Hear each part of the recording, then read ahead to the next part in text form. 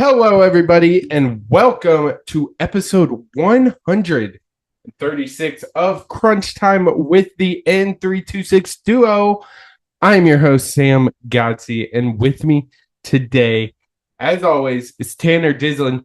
Tanner, got a little upgrade to the studio here. Shout out to my mom, Carol Godsey, for putting it together. She did absolutely a great job. Looks sweet. Tanner, how do you feel about it? Dude, it looks amazing. It seems like, especially now we're in the summer, we're going every 2 weeks. I mean, if you're watching on the YouTube, every single time you tune in, the studio looks different, and we're only upgrading from here on out. I mean, it looks amazing. I'm so happy with the way it turned out. Thank you so much to your mom for helping us out. I mean, we're moving up. We're moving up, and it's pretty awesome to think we'd be actually at a desk with a background with the logo when we were on Zoom not too long ago, and on tray tables in our living room also not too long ago. Yeah, not great, but we're here now. We got a lot to talk about this episode. So let's hop right into it, Tanner. Dan Hurley, obviously rumored to be the Lakers head coach, turned that down. He has agreed to a new contract to return to UConn in Storrs, Connecticut. He's going to be there through the 29-30 season on a $50 million contract on 6 years. So pretty huge for UConn, keeping him around. We've had discussions about how good of a coach he truly is, but give me your thoughts on this one. Had to be done. I mean, if you're a UConn fan, obviously pretty excited to have him locked in for until basically the rest of the decade. Sam, am I crazy? I mean, six years, $50 million is insane for college sports. There's also a part of me, a very part of me, after the bidding war that went on with the Lakers, that was like, that's insane. But when I inevitably thought Dan Hurley was going to sign his extension, I honestly thought it'd be more. But hey, $50 million is an incredible amount of money to coach a premier basketball program to back-to-back national titles. So, I mean, it had to be done. Win-win on all wins all around. But again, there was that little part of me that was like, really? That's it? Especially when the Lakers were offering, 6 years, $70 million. Thought maybe 6 years, 60 or 55 even. But hey, I don't think I don't think he'll be starving anytime soon with $50 million in the bank account. Yeah, and to be honest with you, Tanner, it felt almost like an underpay the way he's been coaching this team. I mean, a couple of years ago, UConn wasn't that program, and he was like, "Get us now," because our time is coming. And boy, was he right! We got to talk about that. Is that like not one of the coldest statements? I mean, it's obviously cold just in the fact that it's badass to say it, but I mean, obviously the fact that literally the second after he said that, UConn became completely unbeatable from top to bottom is insane. And that specific quote is not talked about enough in the sports world, of just like how he just said it and it was all true. Like the way to back that up is crazy to me. Yeah. It's not talked about enough at all. Yeah, not at all. So Dan Hurley is staying in UConn. Speaking of head coaches, Big 12 Media Day was a couple days ago. And boy, Mike Gundy. Yikes. His comments about his star running back, Ollie Gordon, second after DUI in June. He said, I've probably done that 1,000 times in my life, and which is fine. I got lucky. People got lucky. Just an absolutely absurd statement. It's just crazy what's come from that. And he went back on it saying it wasn't really about the drunk driving. It was more about the making bad decisions. But absolutely insane comment from Mike Gundy. He did not have a great media day at Big 12. But kind of give No, me your thoughts on no. that. I mean, I'm really really frustrated by that statement. We see. I mean, it doesn't matter how popular Uber, Lyft. I mean, the goddamn NFL has a freaking like Uber system for all of its players, Yeah. and the way everyone in the world has just been desensitized to DUIs is crazy. Where we'll be talking like Justin Timberlake got a DUI, or like, whatever, just a Yeah. DUI, okay. And then the next one, obviously, we'll talk about this later, but like with Jordan Addison getting a DUI, it's like, yeah, okay. Like, what on earth is going on here? Like, yes, people get lucky, and sometimes people don't die, people don't get hurt from it. But there are some times when innocent people get hit by drunk drivers. I'm trying to think if there was a big one recently, Sam, in the goddamn sport that you coach. Yeah. It is so damn aggravating to me, man. And then this type of stuff, it only compounds the problem. Because if he's saying that to reporters, what do you think he's saying to his team behind closed doors? Yeah. You're probably saying, yeah, who cares? Drive. Yeah, I got lucky. We all get lucky. When that happens, people die. And just ask the Jackson family. And it's really, really damn frustrating. Yeah, absolutely. Just absolutely uncalled for comments. And he can go back on his statement, but nothing. We heard it. We knew what he meant. Yeah, we heard it. Speaking of, you kind of briefly mentioned it. Jordan Addison was caught drunk driving this past weekend on Friday. Basically, got arrested for speeding. Driver, he was falling in and out of sleep. But he's been released. But I think this is even crazier with, like you said, the recent death of rookie Kyrie Jackson. He passed away in a car crash in Maryland, not even a week after, or a week before this Jordan Addison arrest. So, it's very sad to hear. I don't even know how to say it, but it's sad that he really gave a middle finger to his teammate. Let's be honest. It boils my blood. This news boils my blood for a couple of reasons. A, obviously, it's dumb as hell. We just got talking about it. The NFL has a goddamn Uber system for all NFL players. Use it. Use it. You had a fantastic rookie season. You are going to get paid. Not that an NFL rookie contract is anything where you can't afford an Uber, let alone an Uber provided for you by your employer. That's number one. Number two, you had a motor accident last year where you were going 130 something goddamn miles an hour and you got in trouble for it. How on earth are you not on your best behavior on the roads? And then, of course, the big one of them all, your teammate died not a goddamn week ago. Has there ever been anything so tone deaf to the room? I swear to God, it just really, really pisses me off. This one, I cannot fathom. Between all of those things working together, and then this is the outcome. I can't fathom it. How are people so entitled? How are people so... they feel like they're invincible. I'm Jordan Addison. I'm an NFL football player. I had a good rookie year. Nothing's going to happen to me. Yeah, it will. Yeah. Or worse, it's going to happen to someone else who didn't drink and drive. Again, ask the Jackson family. It just really boils my damn blood, and I hope something is done about it because obviously everyone in the Vikings family was broken up over the loss of Kyrie Jackson. I mean, devastating news. None more so than Kevin O'Connell, head coach of the Vikings. I think he needs to make a loud statement that we respect the Jackson family, we stand with them, and we will not tolerate this bullshit. And I really hope he makes that stand because there's no room for that. And that one really pissed me off when I heard it.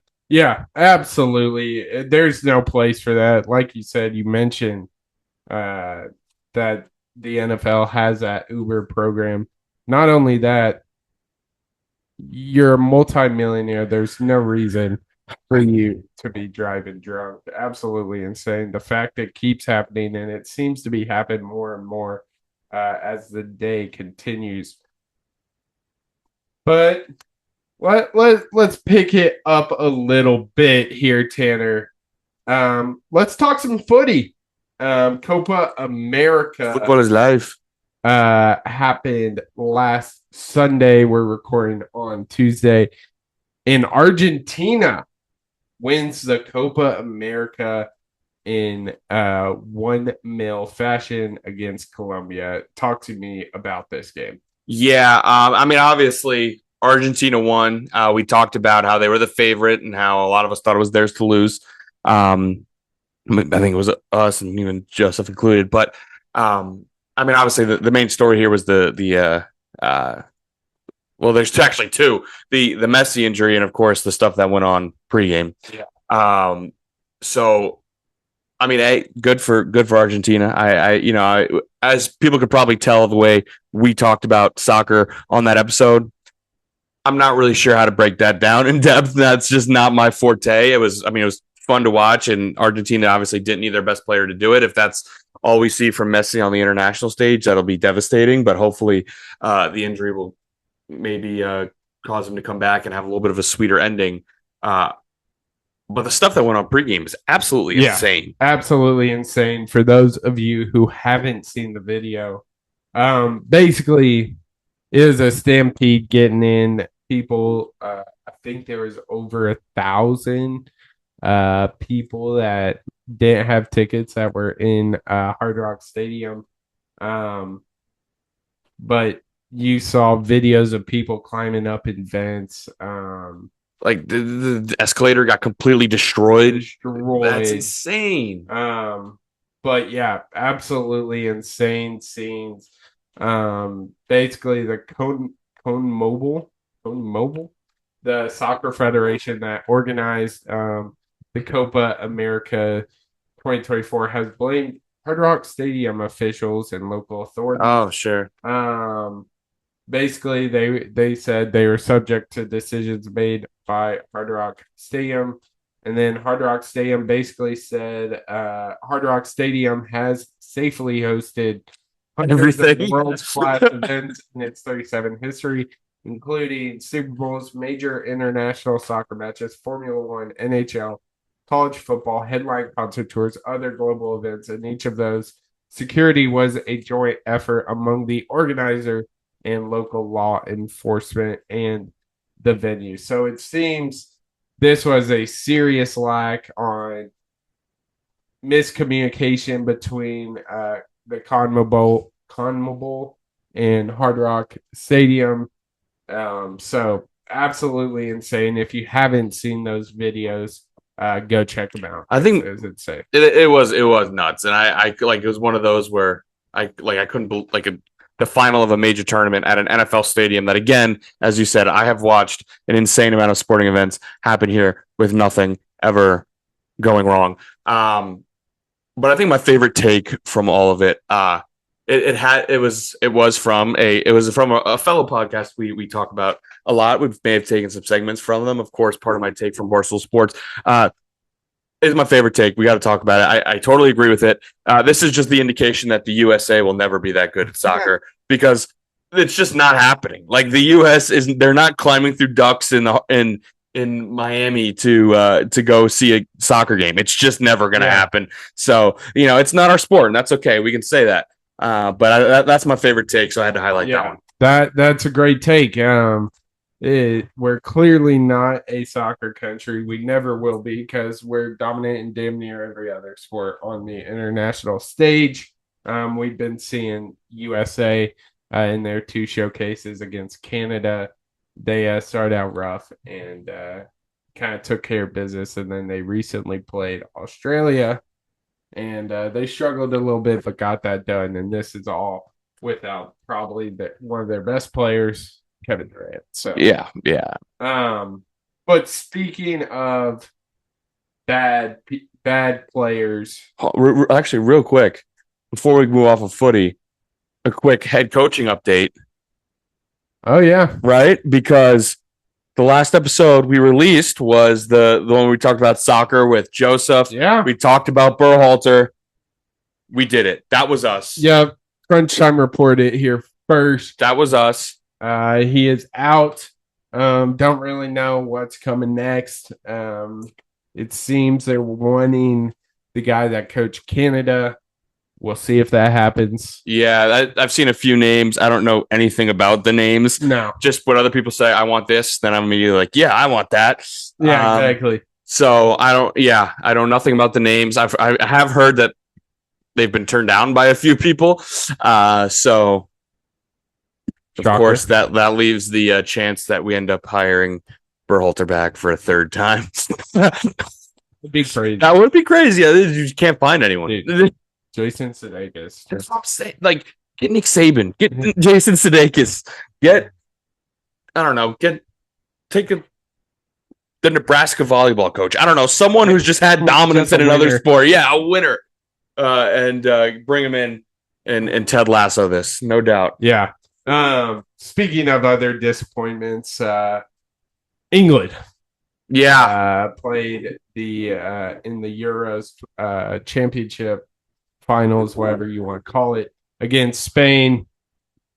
Spain won another world-class tournament. Spain is, it seems, every 4 years they can play soccer. They just reload, and they're never bad. They can play soccer. Yeah, no doubt about that. Yeah, it's not coming home. It was kind of a fun game. I don't know if you were able to. Yeah, like it was scoreless in the first half, but that's just soccer. Then, then 3 goals in the second half, picked up a lot, including the game winner was like in the 87th minute or something. It was pretty intense stuff. But like I said, it's not coming home. Just a shame to see England lose. Just a real shame. Shucks. Yeah. I mean, looking at this game on paper, though, Spain looked dominant. 16 shots to 9, 6 on target, 4 on target. Possession, Spain had 66. They had 545 passes, 89% pass accuracy. They did have 11 fouls. That's pretty electric. One yellow card, 10 corners. So, and again, we have no context for these stats. But for us looking at, 89% pass completion. That's got it. That seems high. Considering England has 77, I feel like that's pretty high. But yeah. That is the footy talk. Sorry, it's not more in depth like last episode.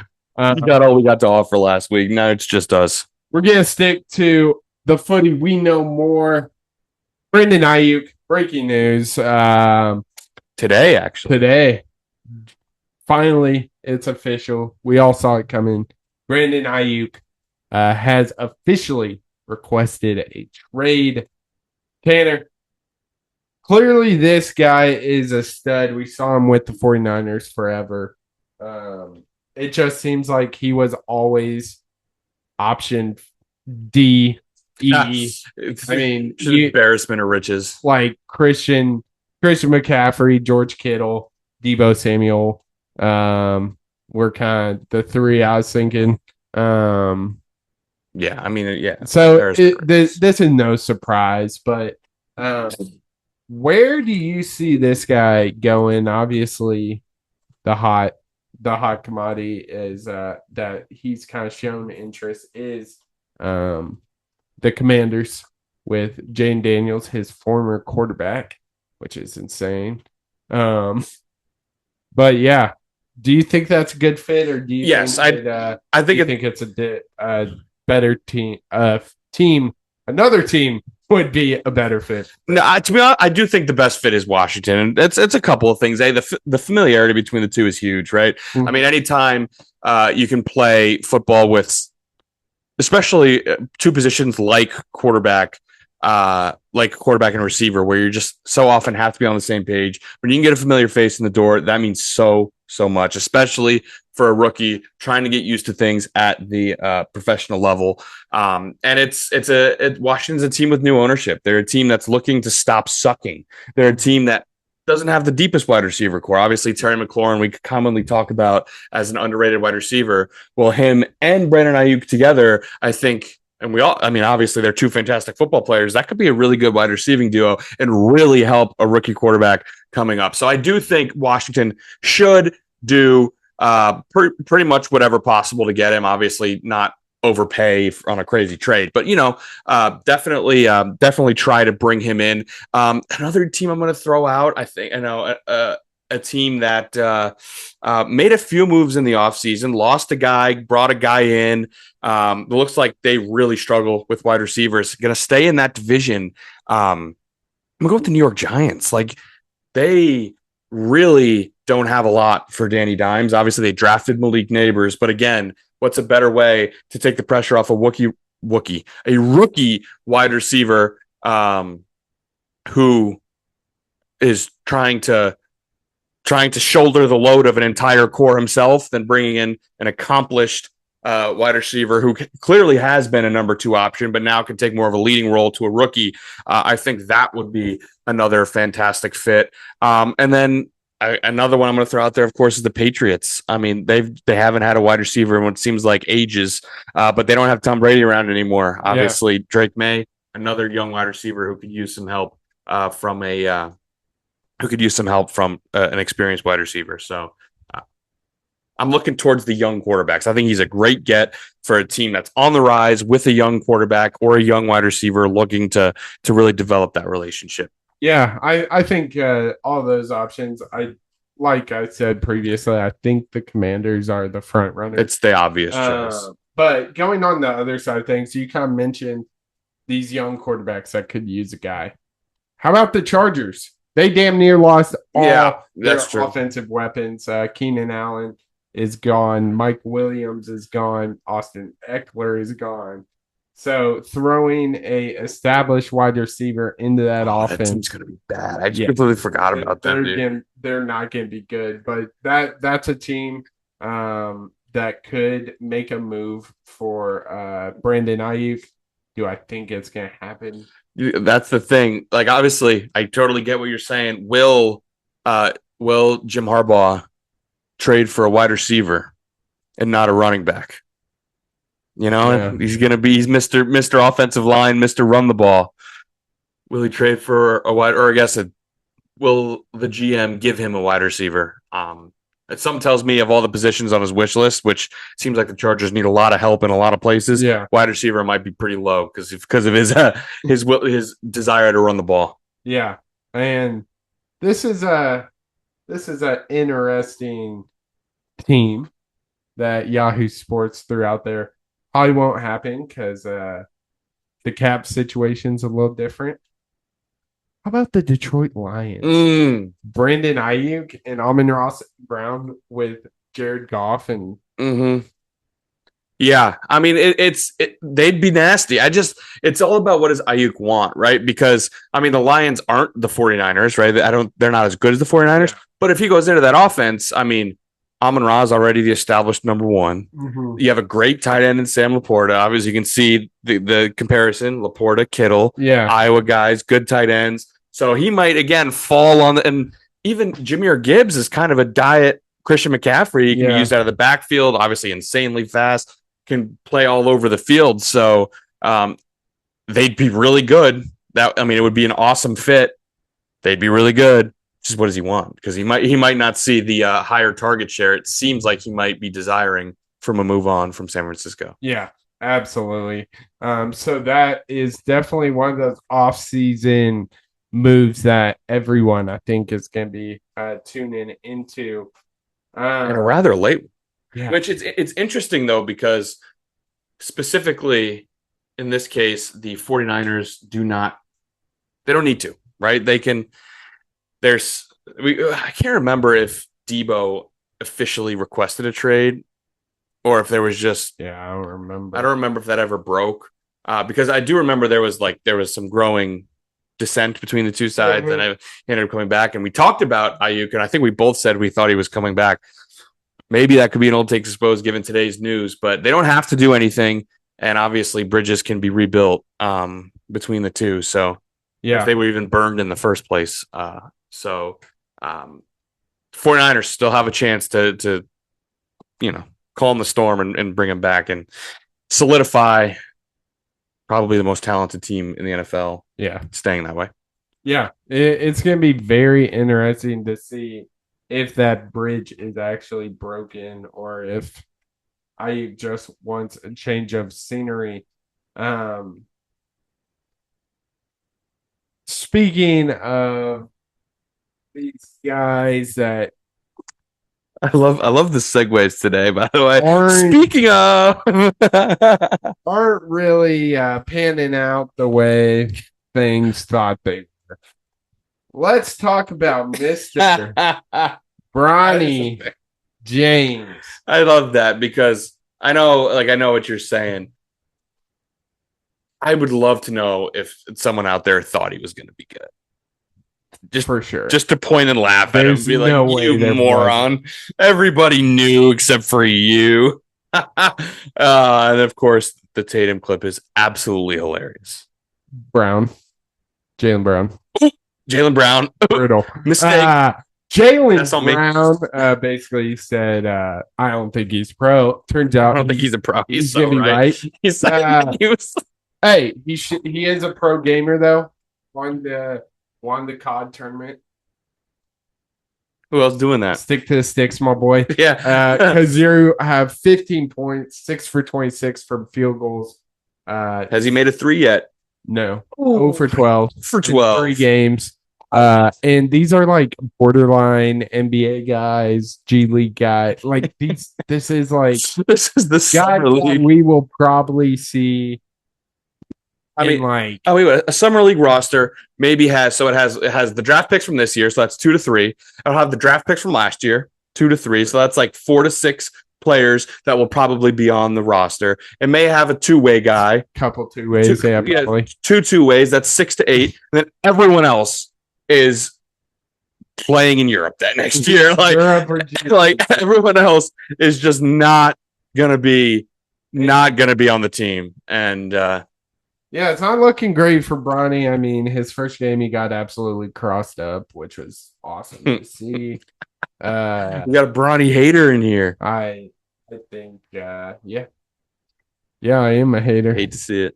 I think you and Jalen Brown, and Jalen Brown in the funniest video.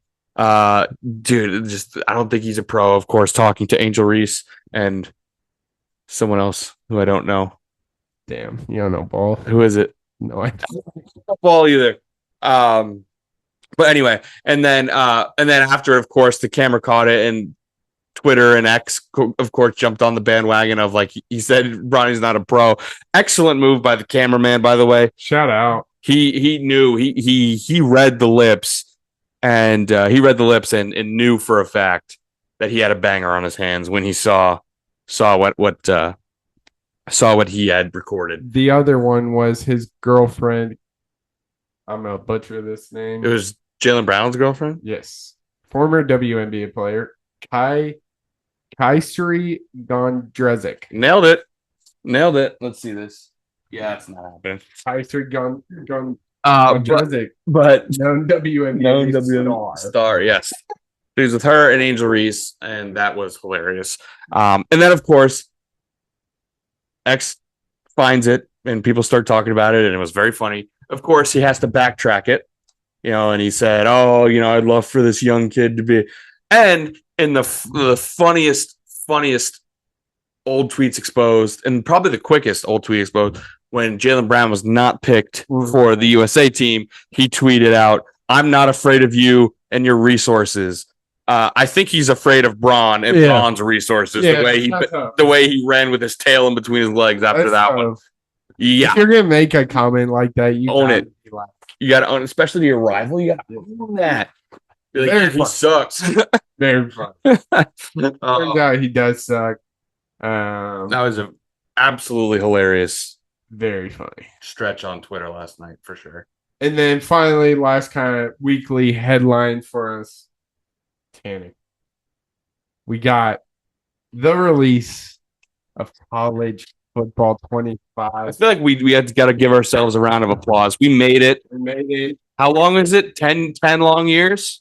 And 11 because it got released in 2013. 11 long years.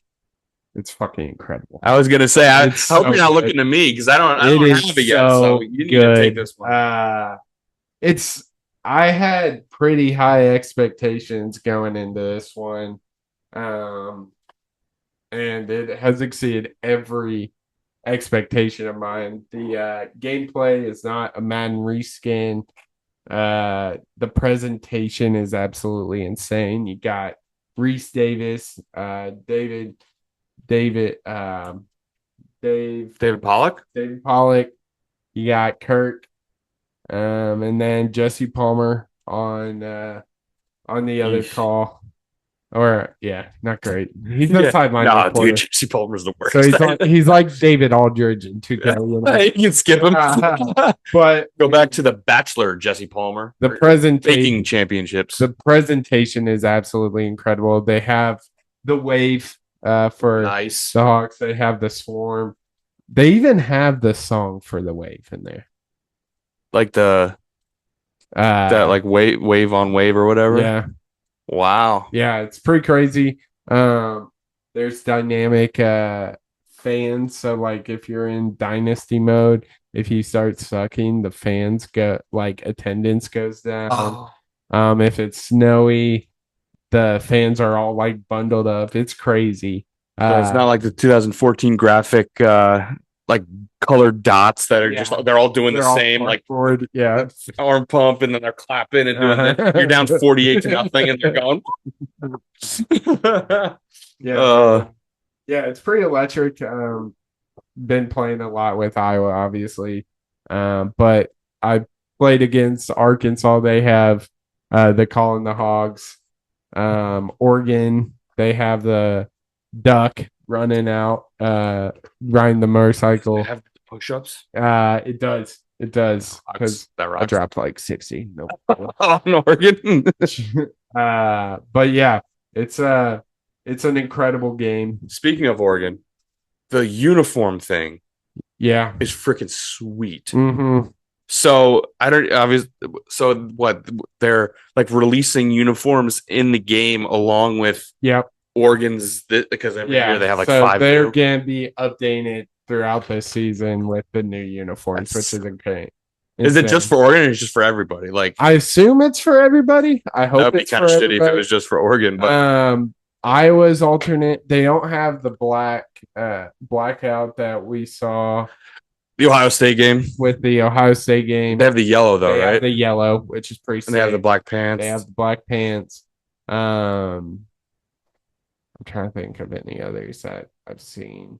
But yeah, it's super. Oh, so a developer is an Ohio State State alum. Michigan alum. Michigan. Yeah. So for an alternate uniform in game for Ohio State, it's a Michigan. Oops. Or not oops. The pettiness. Yeah, that's funny. That's very funny. That's great. Now I have a question because I've said before I'm not the biggest sports video game fan out there, but I did play a few college football games, some of the old ones. I played 2 in particular. I played NCAA 07. Reggie Bush. Yep. On the cover. I played that on Xbox 360. And then I played the one, I think it might have been 08. It had a West Virginia player on it. I know that. And a West Virginia, I played on the PSP. Now, my favorite part, Elite System. My favorite part of those games were the mini games. Are they back? They are back. Good. Do they have Tug of War? Because that one was my favorite. To be honest with you, Tanner, I haven't dove deep into the mini games because I've been grinding. You got your Dynasty? I've been grinding Road to Glory and Dynasty lately, but I have seen that there are mini games on the new NCAA football game. So yeah, that's electric. The only thing that's kind of a letdown is there's no mascot. Oh yeah, that's devastating. Which is kind of devastating, but oh god, dude, I would put up numbers on mascot mode. Yeah, but last night I was playing. There was 700. I have great news for you. Tug of War is back. Yes, dude. So I love Tug of War. So yeah, It looks like it is. So absolutely electric. But yeah, it's really cool, man. They did a great job. They exceeded all my expectations, which was super high. So, huge, huge, huge news coming from EA, kind of staying afloat with this game. Hell yeah. I think the biggest part you said is not the Madden reskin. Felt like there was a chance it would be. Absolutely. The fact that it's not is huge. It's gonna be interesting though, if Madden is a reskin of NCAA.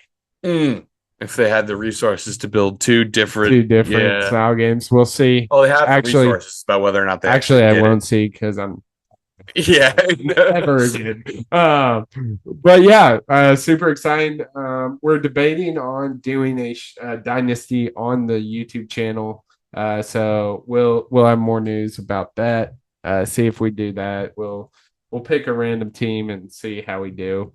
Probably not great considering how I've been playing, but I'll help coach. I forgot to mention, Tanner, in our intro, we have a special guest coming on. Brandon Martelli, recurring guest, number two, recurring guest. Brandon Martelli, he is on for the NBA playoffs. Don't think he made a ton of great picks. No, he was impressively wrong.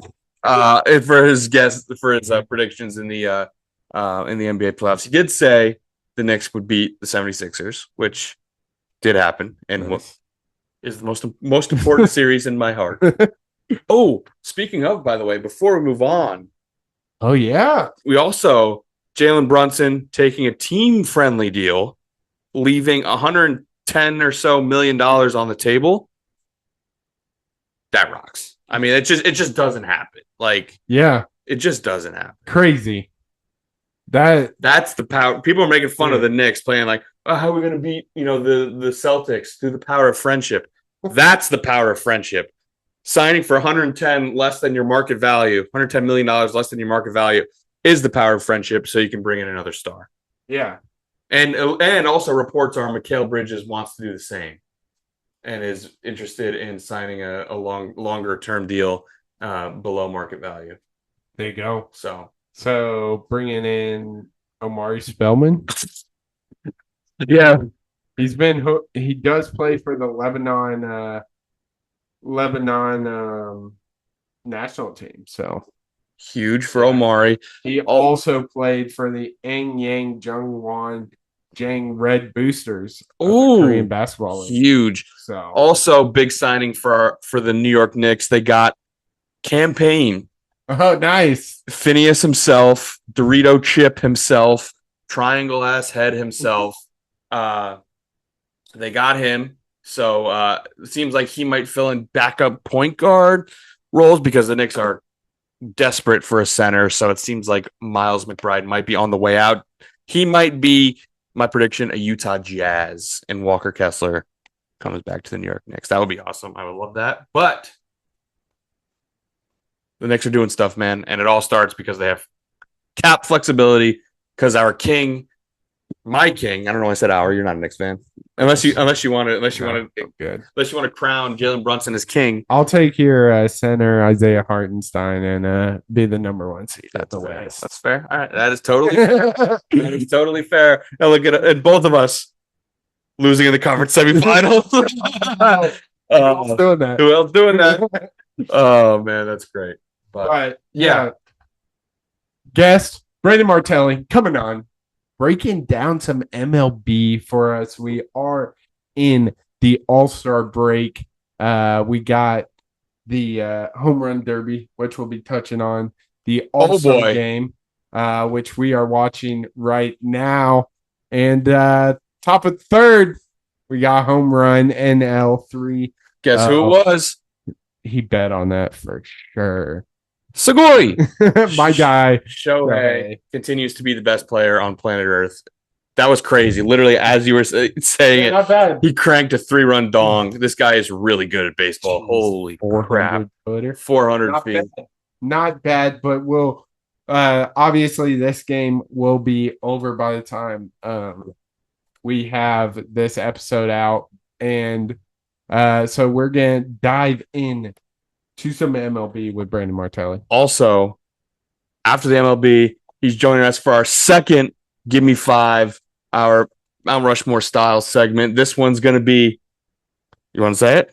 Go for it. Well, this one's going to be Give Me Five, our top fast food items. So this one can get pretty contentious. We've got 3 self-proclaimed fast food enthusiasts for this Give Me Five. So stay tuned for that. Stay tuned for that, for sure. But now, here is our interview with Brandon Martelli talking some baseball. Okay, now we welcome on a very special guest. Of course, it is Brandon Martelli coming back on the podcast. He was with us with his NBA playoff predictions. We won't remind him how that went, how they turned out, but that's okay. He's back to talk about some ball. Some baseball, that is. We are at the All-Star break, halfway through the season, a little over, actually. We have some stuff to talk about for sure about the baseball season. But before we get into all that, Brandon, how are you doing today, my friend? I'm doing good. Thank you for having me. And I'm pretty confident I had the Celtics in the finals. So, all right. There you go. I'm pretty sure I said the Clippers are going to beat them, though. Yeah, you did. You definitely did. But I was got receipts. Right? No doubt about it. But let's hop right into it. So, I mean, we're in the All-Star break right now. You want to start talking about some All-Star festivities? I mean, we had the home run derby. Teoscar Hernandez won that. Brandon, tell me, who on earth could have predicted this? Not a lot of people can, but I think, I had a vision going into that morning, and I saw Teoscar Hernandez with that chain around his neck, trophy above his head, and it paid me pretty well because of the vision, Oh, so we could have. We'll say we. Yeah, we could have, definitely. Yeah, me and you. Responsibly, of course. But yeah, it was a pretty awesome home run derby. I mean, the total home runs might have been down and the star power might have been down, but the actual way it played out with Bobby Witt Jr.'s game tying or contest tying, I guess, home run going off the wall in the final swing off for Teoscar and the win. That was pretty awesome. Were you able to catch the All-Star game? I don't know. Me personally, I'm not a big All-Star game person, but we were able to catch the All-Star game there, Brandon. Yeah, I watched it later on in the day, like later on at night, I should say, because I was actually dominating some men's league softball during the All-Star game. So I didn't catch it. I was watching along as I could, but I saw it. I just saw it the next day, like the highlights. Gotcha. Well, I'm curious because I think I know Sam's answer to this question, but I want to hear your thoughts. Where does the baseball All-Star week and the All-Star game rank in your opinion in All-Star games? Because I go back and forth, but I want to hear your thoughts because I have a few of my own. Yeah, at the end of the day, it's an exhibition game and it's cool, the All-Star game, but I mean, baseball, there's not much you can do to spice it up. So it's pretty bland for me. I think I like the NBA All-Star weekend a little more just because there's, more competitions you can do. And, the game is sometimes exciting, sometimes the blah. But I mean, baseball is just, it's the All-Star game is, it's cool to see all these stars there, but there's all-stars that don't deserve to be there because of every team needs an all-star rule. Pitchers can't always pitch because they pitched 3 days before. And, you finally get if you're like a small market team and your team is not that good, you got an all-star, he gets one at bat and probably going to get out because that's baseball. So I'm not crazy about it. I do love the home run derby. I think that's the best all-star fest, activity that happens in any all-star break, not including the all-star game. But I would rank it pretty low. It's probably right. It's definitely above the NFL all-star games and their Pro Bowl stuff. But but I would rank it. I like it better than hockey just because I don't watch hockey. So I'd say I would go baseball. I would go basketball than baseball personally to rank them. Sam, number one for you? This is interesting. I think NBA as a whole, the whole weekend I think I like better. But if we're talking strictly All-Star game, I might give the edge to MLB. Oh wow, he's doing the other the oppo take. Because Yeah, hey, big baseball guy Sam is, huh? yeah, of course. Scene head. Because you can't really like not try Yeah, in baseball, exactly. you know. Because like I think it was Paul George on his podcast. He was like, "Yeah, we don't give a shit about the All-Star game," and it's pretty clear. But it being in the middle of the week is the MLB All-Star weekend. In the middle of the week is just wild to me. Like, makes no sense. That's to me. a whole other can. I got a big problem. Yeah. But That's something I didn't even think about, to be honest with you. That's fact big that it's problem on a with the Monday, format. Tuesday. But if I'm talking strictly the All-Star game itself, I might give the slight edge to MLB just because the sport is hard not to. Yeah, try. right. You can't like You can't throw 100-mile-per-hour fastball when you're just lazily throwing it right. up. And specifically with this year's, like, I think someone like Paul Skeens is someone to bring up because his equivalent in the NBA All-Star game, which I think we're all in agreement is the only one that holds a candle to it's pretty much MLB versus NBA here with the Pro Bowl and NHL not really being on our radar. But you can compare him to someone like Ant Edwards in the NBA. Like Ant Edwards gets in, exciting young player, gets in the All-Star game. He may have like one or two ISO and the person not even playing defense. But like Paul Skeens gets in the All-Star game, he's locked in. Mm-hmm. And he wants to pump 102 right past the American League All-Stars. So I thought that bumps up a few points in my opinion. But the format, dude. So I'm sure like most people probably don't even know this because it's so poorly marketed and it's literally going on not during All-Star week. But MLB has a Future Stars game? Nope. Yeah, because it took place on either Saturday or Sunday. I can't remember. The weekend before. Duh. Dude, that is the perfect way to introduce the All-Star week. Yeah. You finish playing on Sunday. You give the MLB players that day to all travel there on that Monday. You play the Future Stars game on Monday night. You have all the MLB stars there rooting on in the dugout, talking to the future stars that are in the minors. That's an awesome way to get to meet people, all that stuff. You give them pointers on their swing. You have them on the field for BP. That's awesome. They can rest on Monday. We can all, you don't give your best event on the first day of the All-Star week in the Home Run Derby. Yeah. You absolutely don't do that. You give the Futures game on the Monday. Then I think you do Home Run Derby on the Tuesday. Then you do the All-Star game on the Wednesday. Then you give them Thursday off, and then you play again on Friday. Or you can even give them Thursday and Friday off, and you play again on Saturday. I think that is the absolute perfect format, and I cannot believe they don't do it.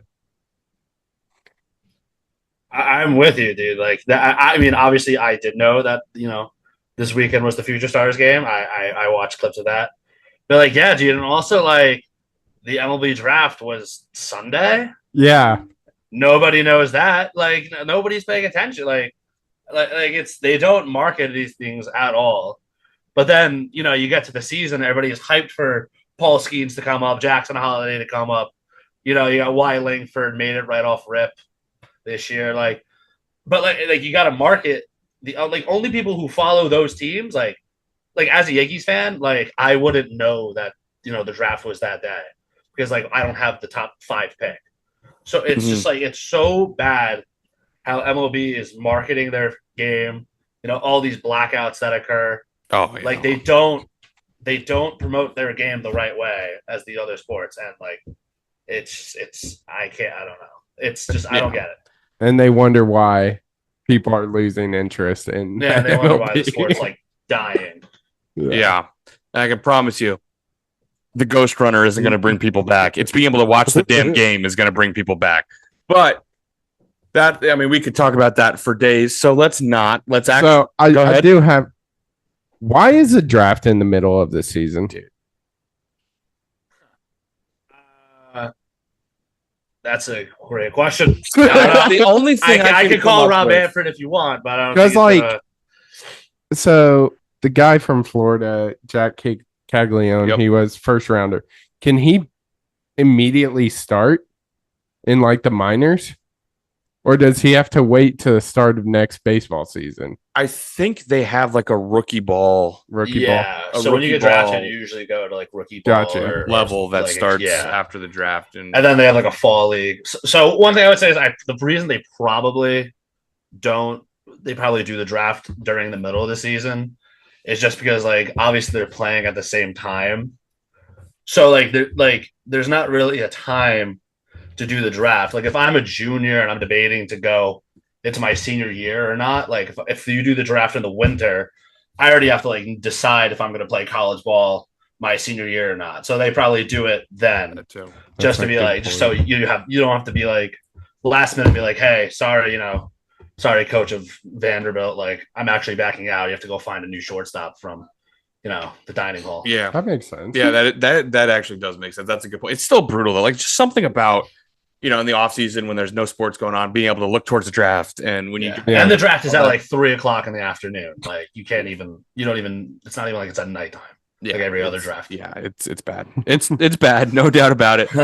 But let's take a look at what happened, Brandon, over the first half. Now I understand you've prepared some storylines for us. So what I want you to give us the top 3. Okay. Top 3. The top 3. How many do you have? I mean, I have a few bullet points, more just like if we were to talk about it. But I have a few. I have a few things we could talk about. All right, we'll go top 3. I probably have like 7 or 8. We could lower it to 3. You know what? We'll go top 5. Why not? Whoa, I'm feeling frisky on this episode. All right, give us your top 5. Top 5 storylines from the first half of this season. Sure. Yeah. I think, but we'll stop in between each one. So don't give us all 5 right now. Give us one. Right. Yeah. Got you.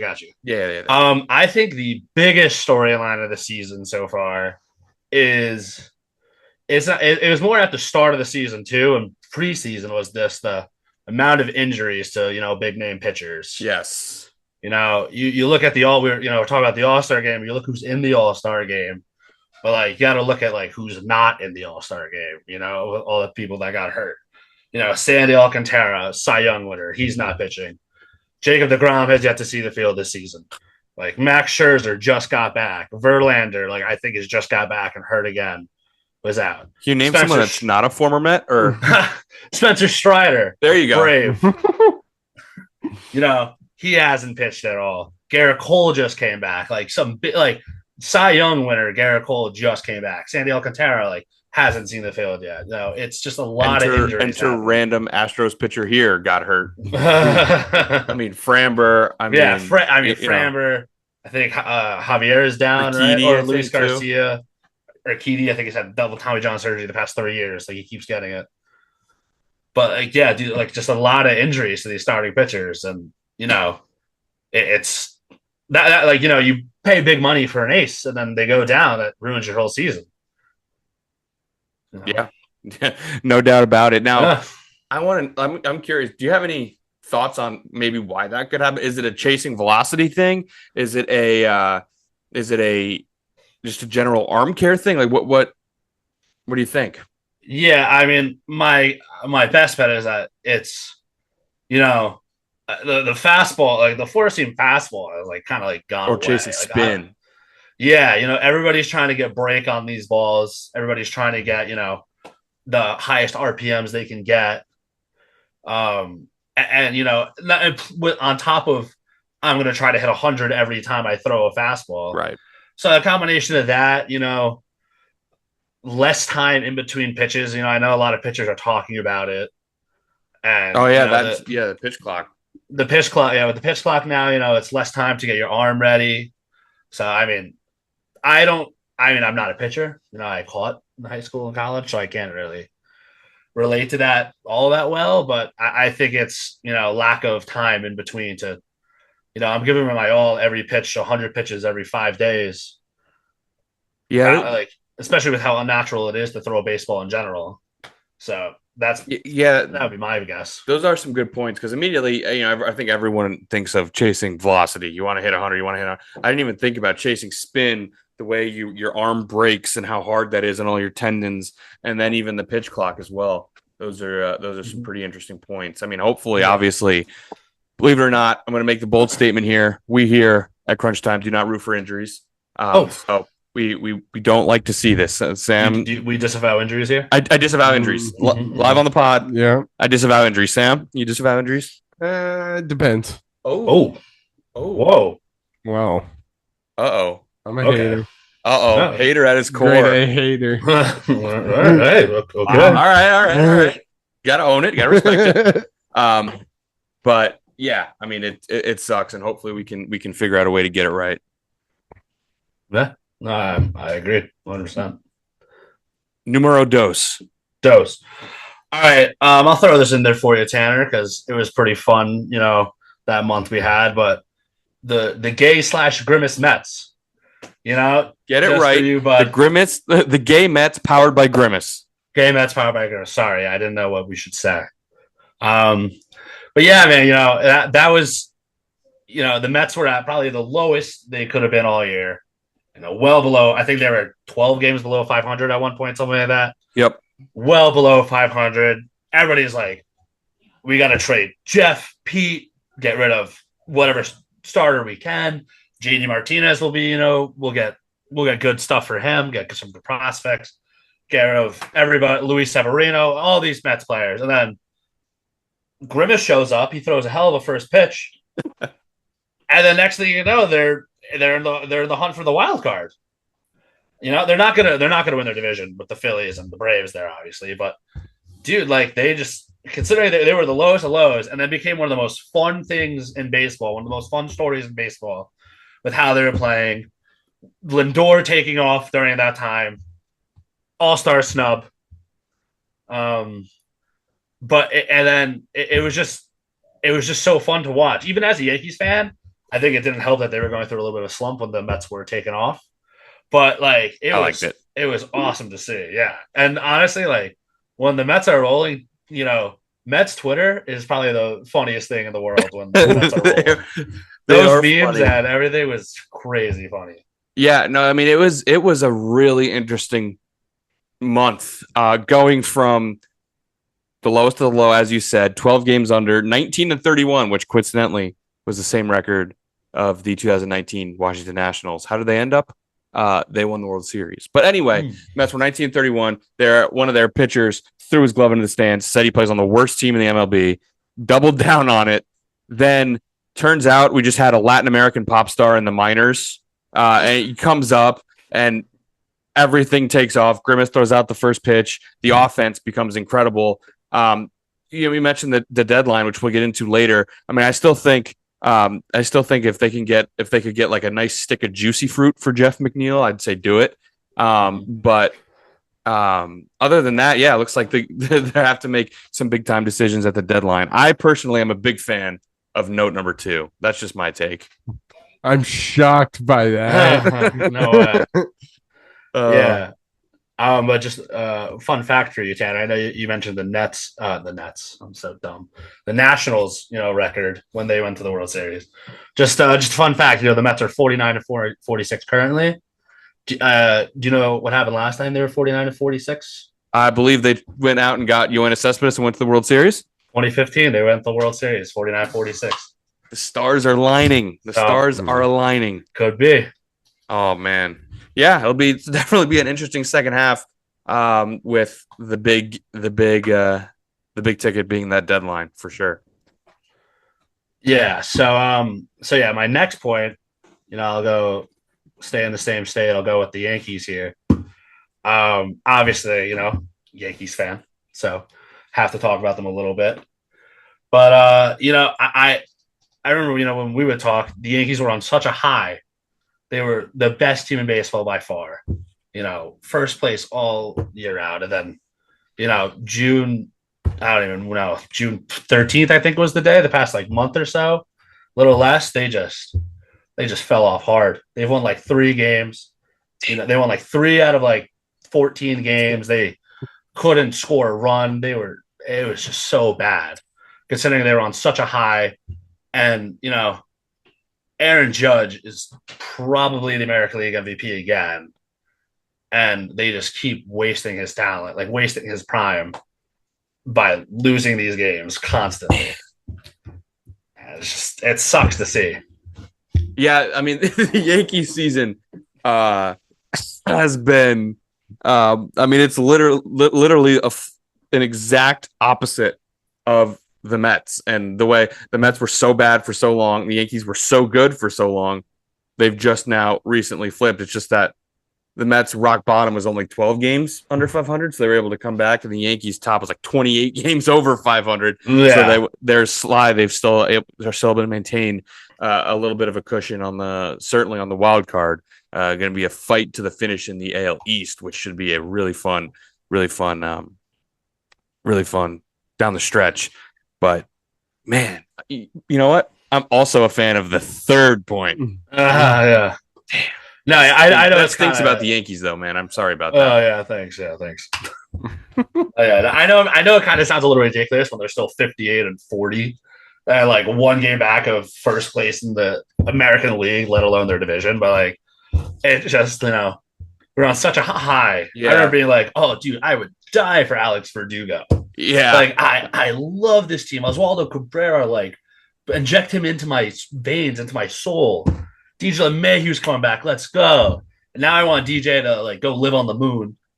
I like Verdugo like fell over trying to field the fly ball the other day. I was gonna say, well, you're one game behind, so like surely you couldn't have been tied going into Yeah. No. I had to lose. Yep, it happens. It happens. So yeah. All right, we got New York baseball covered. New York baseball's done. We're done with them. My fourth thing is some surprise teams. I would say some good, some being surprisingly good. I like this. Some being surprisingly bad. You know, in the surprisingly good category, I have the Mariners being surprisingly good. I got the Kansas City Royals being surprisingly good, and I think the Cleveland Guardians being surprisingly good. Yes, I got all those guys being surprisingly good. You know, Seattle, it's not that I'm shocked, that they're that good, but, they had a great pitching staff, probably one of the best rotations in baseball. But they've never really seemed to be able to hit. So that's always been their flaw. And it's kind of the same. They're not really hitting that well, but the one reason that they're doing so good is, everybody else in that division is doing pretty bad. I feel like the AL West it used to be what AL East, AL West, kind of 1 and 2 of who's the best. Yeah, division. It's a bad division. Now the division's just very bad. Not very bad, but Astros pretty though. bad. I mean, Astros are heating up. Yeah, we'll get there shortly. The Royals. I think the Royals lost 100+ games last season. They were dead to rights. They signed a bunch of free agents this year, thinking just to trade them. But Seth Lugo, Will Smith. So there's a chance that they win the World Series with him. Yes, of course. That's just his thing. They had some young. Yeah, that's what he does. Cole Reagans, I felt like kind of came out of nowhere and became an all-star. So yeah, like they're on the rise. They're doing very good, which was pretty surprising to me. But and the Guardians. I mean, going back to the draft, they had the first pick in the draft, which means they were pretty bad last season. And in Cleveland, as you know, being a Mets fan with your nice little shortstop over there, they don't like to pay their people that much money. Correct. So their payroll is very small compared to, obviously, it's, the Yankees, the Mets, the Red Sox, Dodgers, those guys. But considering they have such a small payroll, they're in first place in their division. I think they're 1 game back or tied with the Orioles for the best in the league. Like they're cruising through the American League Central right now in a way. They're dominating, and it's considering how little they spend on payroll, and they're dominating in a way, and it's fascinating to see. No, they are absolutely Guardians. When you said like surprises, on the positive side, Guardians absolutely the first team that popped in mind. One you didn't mention, staying in that division, evidently I think there are 3 overachieving teams there. I mean, I didn't really pay much attention to the Minnesota Twins going into this season. They currently hold control of that second wildcard spot, 12 games over 500, plus 47 run differential. They're playing some pretty good ball. They are, but in my opinion, personally, I expected them there this season. I always thought I thought they made the playoffs last year, and they took their first series in forever. So I kind of expected the Twins to be up there personally. Not everybody does, so that's just my opinion here, obviously. But I kind of expect Twins. I was expecting Twins to be at 54 games necessarily, but Twins second wild card is probably exactly where I had them. Look at Mr. Ballnower over here. Ooh, they're surprising me. Got to give them the credit. And then, of course, obviously, I knew this team was going to be good. I didn't think they'd be winning the division. Obviously, helped a little bit by injuries, but obviously, we got to talk about the Phillies. They are an absolute buzzsaw. Didn't expect them to be this good, and they've been unbelievable. Yeah, I think it helps where out of nowhere you just get, you already had two great starters in Aaron Nola and Zach Wheeler. And then out of nowhere, you just get Ranger Suarez, dominating. I don't even remember who the other Phillies was. I know they had like 4 all-star starting pitchers. Yeah, it was. And then you get Matt Strom, who's been, a good reliever. He's always been one of the better lefties, but, never anything crazy. And then he's one of the best relievers in baseball. They got Jeff Hoffman, who I just found out was a person starting the season. Like, if you told me Jeff Hoffman, I would probably tell you that's my accountant. But he's out here dominating, Major League Baseball players for the Phillies.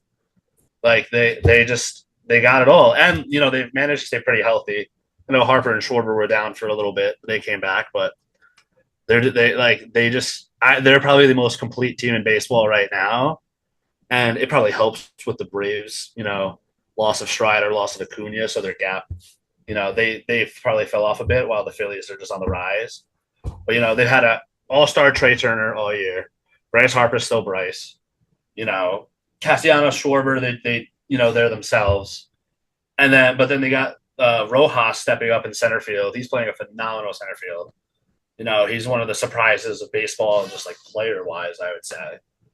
But obviously they lost JT Realmuto, and that's they're still doing a great job without him. But they're just have the most complete team in baseball, and that's why they're just dominating. Yeah, it seems like it. And of course, I also feel like we'd be remiss if we didn't talk about Edmundo Sosa too. I mean, Trey Turner, he went down, and it seemed like, oh man, where are they going to get shortstop production? Edmundo Sosa was incredible for the Phillies, and of course, Trey Turner comes back, and Trey Turner does what Trey Turner do. And so I feel like that's kind of gone. People have kind of forgotten about that, but Edmundo Sosa did an excellent job at shortstop for the Phillies. Yeah, no, 100%. He's another guy. He's right up there with Rojas, just filling in for missing piece and just doing what he needs to do to get. And that's just the thing. It kind of goes back to the 2019 Yankees, back in the day when it seemed like we had Yankee dust, according to some people on this podcast. Yep, correct. They were just, next man up mentality. The Phillies are the same boat right now. They just got next man up, and they're cruising. So now, do you have some disappointing teams you'd like to talk about? Yeah. So there's a few disappointing teams to me. I'll just list all 5, and we can talk about them there. Go ahead. We got the Rangers right there. Both teams of the World Series, I think, are sub 500 right now. You got the Rangers and the Diamondbacks. I know that, we talked about payroll earlier with the Guardians. They're very low on payroll than usual. But the Rays, they always seem, the past 6 or so years, they always seem to make the playoffs. They're, I believe, a sub 500 team right now, too. Will say the Rays are not. They're 48-48, and the Diamondbacks are not. They're 49-48. Look at them go. Yeah, but, I would still say going from World Series, yes, runner-up. Disappointment. Right, yeah. Disappointment. They're definitely disappointing. Rays are a little disappointing. Again, kind of goes back to when we were talking about the Yankees and the Orioles. Like, the AL East does have 2 pretty dominant teams, so they're not going to be up there with them most likely, but they're still pretty subpar. I would say the Toronto Blue Jays too. They went Dude. from we might be a playoff contender every year to is Vlad Guerrero Jr. going to be on this team in 2 to 3 weeks and Bo Bichette going to be on this team. Dude. The damn Blue Jays, man. Is there a team that does less with more than the Blue Jays? I mean, everyone, myself included, thought they had a young core to compete in that division for a long time. And now they're 8 games under 500 in last place in that division and haven't done anything. Yeah, no, the Blue Jays used to terrify me back in the day. Yeah, no doubt about it. I definitely agree with all of your all of the disappointing teams you mentioned. Honestly, I do have one more. A team that made a splash, maybe not the splash people thought, then didn't do much, but still thought this team would be pretty good, and they've not been, and they are currently sitting in last place. And I'm sorry, Sam, that's going to be the Chicago Cubs. I feel like they have been very, very disappointing. Do you agree? No, yeah, I'm definitely with you. They just missed out on the playoffs last year. And they'll go into the free agency. They needed some pieces. They did get Imanaga, and he's proven that he's the real deal. Obviously, the Yamamoto sweepstakes were the big talk going around free agency, but then Yamamoto's coming. He's been an all-star. Not Yamamoto. Imanaga's coming. He's been an all-star. And then you brought back Cody Bellinger, which was pretty surprising in my opinion. I thought he was definitely going to go somewhere. Especially for as cheap as you got him, considering what he thought was going to be demanding. But that happened to every Boris client this offseason. Correct. But considering, like I said, like right there in the playoffs last year, you bring in surprisingly an ace, and now they're last in their division. Cody Bellinger might not even be on the team anymore. They're looking to trade him. They like even their young guys aren't even all that interesting. It seems like Michael Busch has been doing really well, but Michael Busch has been good. Sam, how are we feeling about the state of the Cubs? It's just another Chicago sports team. Just there's always these expectations, and they perform terribly. So not surprising at all. But yeah, disappointing for sure. The city of Chicago is in a rough spot right now. They're good at a lot of sports. Yup. We'll go with that. But okay, that's good. And then bring us home. Yeah, the last thing I would say is baseball is in good hands. Oh, and what I mean by that is you got a lot of young talent currently in MLB and coming up that should get people excited. Just to start in the MLB, Ellie De La Cruz, one of the most fun players to watch. Even O'Neal Cruz. What? Even I know that name. There we go. Yeah, when you got Sam. Ellie De La Cruz, even O'Neal Cruz. Shortstops alone. Ellie De La Cruz, O'Neal Cruz, Gunnar Henderson. Like staying with the Orioles, Jackson Holliday. Oh, yeah, everyone on is the most hyped. He's in AAA because he has no spot even on the Orioles right now. I mean, even someone like Adley. I mean, he's been in the league for 2 years now. Yeah, he's still incredibly young. He's still like 24, right? Yeah. Then you got there's Paul Skeens. Obviously, he's dominating. Wyatt Langford's come up. He's probably one of the favorites for AL Rookie of the Year. Jason Dominguez came up last year.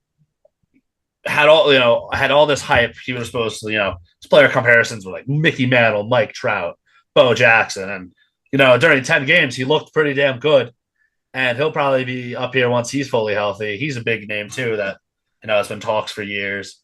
Spencer Jones with the Yankees, then go to the Mets. Ronnie Mauricio had some hype. He should be good for the Mets when he's finally healthy after his ACL. All these Mark Vientos, absolutely ripping the cover off the ball right now. Francisco Alvarez, the team just doesn't lose when he catches. Yeah, no, that's a good one, and it's definitely something. Maybe not a lot. I guess Skeens and Ellie get a lot of the spotlight. I guess Gunner too at the moment, but yeah, some of these other guys, definitely worth talking about for sure. Yeah, I mean, I'd even say Jackson Merrill and the Padres. He was an all-star. He's a rookie. Yes, He did Jackson really Merrill's had a good. great There's a season. ton of Bryce Terang has doing well. The Brewers Yep. have a few young guys, and him and Chiriot. Like, but I would say it's going to be sad when every year you lose a few, you know, Hall of Famers, and then there's a few guys that you lose where it's just like even if they're like fan favorites to you, cards you used to use in MLB The Show Battle Royale that some silvers that are old, but you just love them, you follow them. R.I.P. Colby's who rake.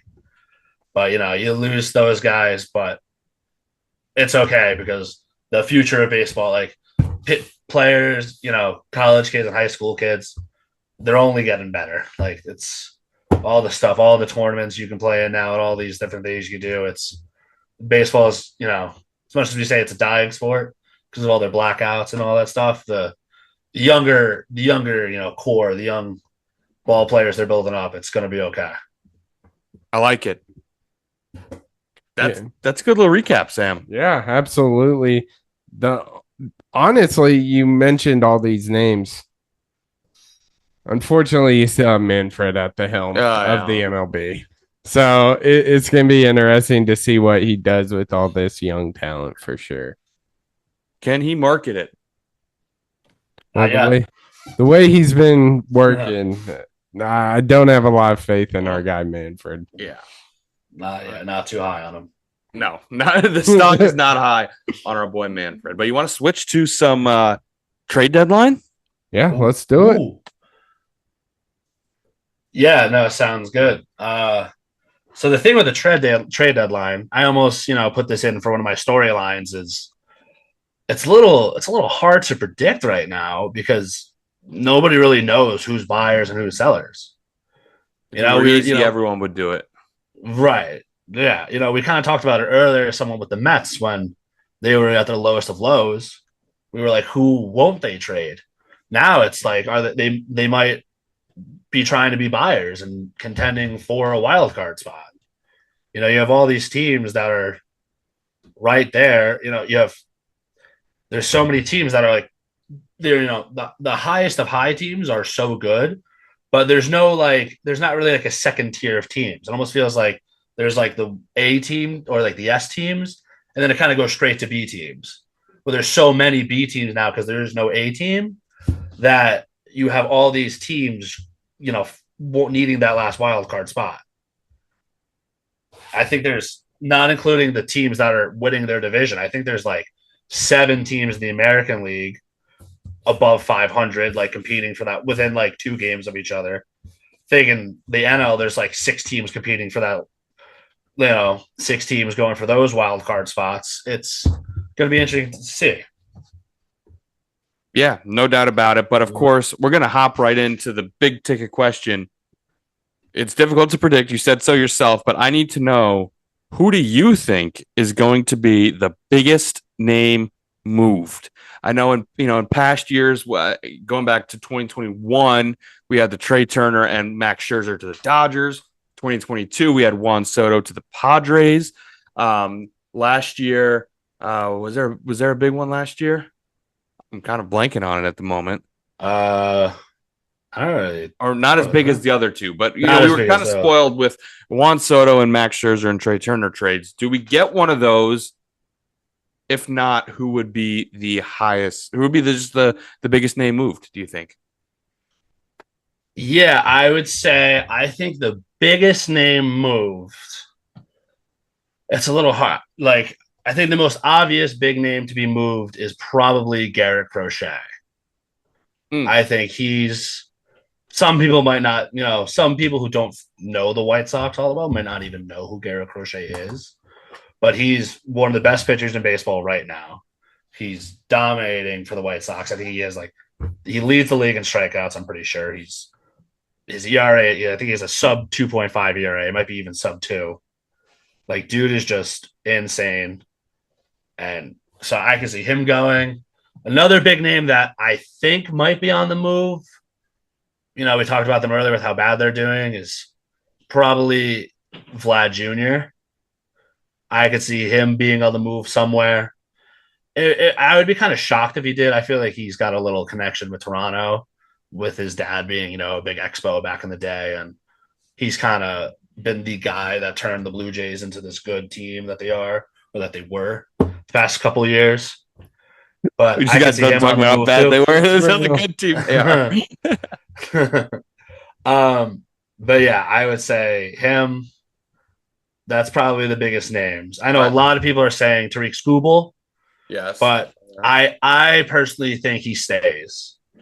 Only because I think the Tigers are starting to build something in Detroit with, they got Riley Green doing pretty good. Javi Baez. They got, Javi Baez. That's fun. But yeah, Riley Green's doing pretty good.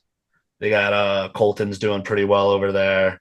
They got a few, guys coming up where I think that they got something going on. And you get rid of Tariq now while he's, still relatively young. That's probably a sign to your fans that we're not totally there yet. I gotcha. So yeah, where do you see those names going? Like, if you had to choose, where do you think Crochet is going? The obvious answer, excuse me, the obvious answer is probably the Dodgers. That's just what they do. And they're desperate for pitching. They are, but I mean, any contender really is going to get them. I could probably see him. I think he's going to be the move that the Houston Astros make to try to get them back in the playoffs. They probably are going to trade for him. Maybe not even planning on re-signing him. I think he's got like 2 more years of control. And considering how bad their pitching has been, he's the perfect guy to go there and fit right in. Plus, on top of that, with the White Sox, there's a good chance that if you offer them enough, you can get Luis Robert in the deal. And that, if you throw in Garrett Crochet and Louis Bob, it fits the last outfield need that they have. They can let Jordan just DH. They can put Luis Robert out in the outfield, and you get one of the best pitchers in baseball. I think it's the Astros that make the move for him. Got it. Crochet and possibly Louis Bob to the Astros. Vladdy, do you think he's getting moved? I need a yes or no right now. I think he doesn't get moved. You think he I stays? think he stays. You think he stays? Yeah. Skubal, you think he stays? Skubal stays. Mason Miller. I think he stays. He's got like 5 years control. He does. He's got too much control to give up on him. That he does. There are a bunch of reliever candidates. Possibly Kirby Yates. I mean, I don't know. The Rangers are probably too early to be just call them sellers. Coming off of their World Series, Kirby Yates having an incredible year right now. I mean, Tanner Scott from the Marlins probably traded. He gets traded. And then from the Angels, Tyler Anderson. Tyler Anderson, another name that I think. Yeah, probably. I think he probably gets traded. The thing with Tyler Anderson is I don't think you're getting a whole lot for him. He's kind of the boat we said earlier when we were talking about how bad the All-Star game is, that somebody from the Angels had to be there. It's got a sub-3 ERA. Yeah, he's got I'm pretty sure he got traded a while back. I think he got traded from Pittsburgh to Seattle a few years ago. Or somebody to Seattle. And he got traded, and it was like, oh, cool. Like, we got Tyler Anderson, like a solid guy. And then he just shit the bed wherever he went. He was not good. I think before this season, he's had one okay year where it was like some potential, but besides that, I mean, he probably gets traded just because the Angels got nothing going on for them. And he would probably just go to, pick a wild card team that needs one more pitcher and insert Tyler Anderson there. It's too many teams need a 2 or 3 pitcher where you can just throw them out there and you'll get them. Yeah, no doubt about it. I think I got one more name I want to talk about, possibly package him with Tanner Scott. Yep. What about Jazz Chisholm? It's coming to the Yankees. Going to the Yankees. Yeah, I can see the package of probably can't trade Clinton and Duhar anymore, but Sam loved that joke. No, but Yankee. I know he's been playing center field a lot, but Yankees need that lefty infield bat. There's a lot of talks about Ryan McMahon, but it just seems like that's not going to be the case anymore, especially with Rizzo coming back now, and he'll be back soon and play first base. What? On getting Rizzo back. Yeah, we got Rizzo back. Hey, wait, don't talk about Rizzo like that. He's the guy. I believe in him. Okay, but, good for you. As much as I used to want him to do things to me, Gleyber Torres has got to go, and you insert Jazz Chisholm right to second base, and then add that in the package. We're gonna get Tanner Scott, who we need that solid lefty out of the pen for the Yankees. Clay Holmes, sure he's a great guy. He just is not the closer for a World Series team. Somehow he was an all-star. But he did really good the first 2 months. Yeah, there was still like first 2 months relievers that had a better case than him. But we got to put in the Yankees, am I right? So let's. 3. The Royals had like 8. The Phillies had like 7. Like the Guardians had like 9. Like let's calm down. We got deserving though. That's the word, deserving. Right? That Yeah. But let's calm down. Deserve it in any stretch of the imagination. Right. Okay. But okay. So we covered the Yankees. You think they're going to be buyers? You think they're going in on Jazz Chisholm? We'll go through our teams. We talked about the Cubs having a disappointing season. Talked about possibly shopping Bellinger. Are you thinking they're selling? I think the Cubs think they got to be sellers. I think last year it seemed good. Last year was pretty good, almost making the playoffs. I know it doesn't sound good when you put it in hindsight, but You almost did it.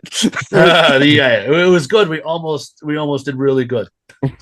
But I would say if they were smart, they would probably try to be sellers. You could probably get a good package for Bellinger right now. He could play outfield or first base if a team wants a first baseman.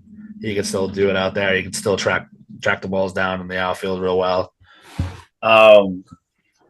But yeah, I mean, I don't see especially in that division right now with the Brewers doing so good and the Cardinals kind of right behind them in a way. I don't see them contending anytime soon. So I would sell while you can, build up that farm system a bit. Is GM Sam selling? Probably. I mean, we just don't got the guys, unfortunately. How old is Bellinger? He's got to be getting up there. Probably around 30. He's probably right around 30. Yeah, he's probably younger than you may think because he started off so young. But I would say Bellinger's probably he did between 29 and 31. Very young. Official answer is because it feels like he's been 29, not even 30. Yeah, it seems like he's been in the league forever. Yeah, it's been a roller coaster of a career for Bellinger, no doubt about that. So yeah, GM Sam is selling and recouping some assets, and then the big one, the toughest one. What are you doing if you are the New York Mets? I'm the New York Mets. I think the Yankees are buyers. I think the Cubs are sellers. But I think the Mets are like retooling. I think you trade the guys that you can trade. I think that if you get a good package for JD Martinez, let's say, I would consider it. You get a good package for even maybe like Pete Alonso, I would consider it. I think JD's more likely than Pete just because I think Pete's he's 1 year contract. Yeah. And Pete's kind of the heart and soul of the Mets. I would probably say if there was a captain, he would be one. He would be the one for the Mets, but hashtag not my captain. Oh. Okay. Yeah, it'd be Lindor for me, but yeah. It'd be Grimace for me. It'd be Grimace. Yep. It'd be Jorge Lopez for me.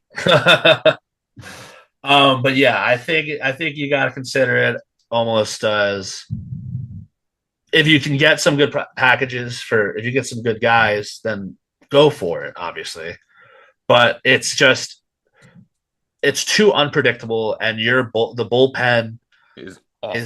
is awful, is very bad. Edwin Diaz isn't what he was. That's kind of expected in a way after coming off a big injury, and he's also a cheater, just a blatant cheater, and it's ridiculous and unacceptable. Because Yankees players have never cheated before. I mean, I've never seen it. Yeah. Sit down. Okay. I don't know what you're talking about. But No, yeah, no. What Edwin Diaz does is just unacceptable. In fairness, it's the Mets players who get ejected. The Yankees players are told, "Go wash your hands. We won't tell anybody." Yeah, no, because again, we got to protect the Yankees. Right. Well, I don't think he was cheating. Oh, okay. And he threw a perfect game. Yeah, and he'd be probably not crap cheating out of there his either. girlfriend. So yeah, we but should celebrate him. He was a good pitcher that one time. That one game. That one game was cool. Besides the whole domestic violence thing. Yeah, well, you take the good with the bad.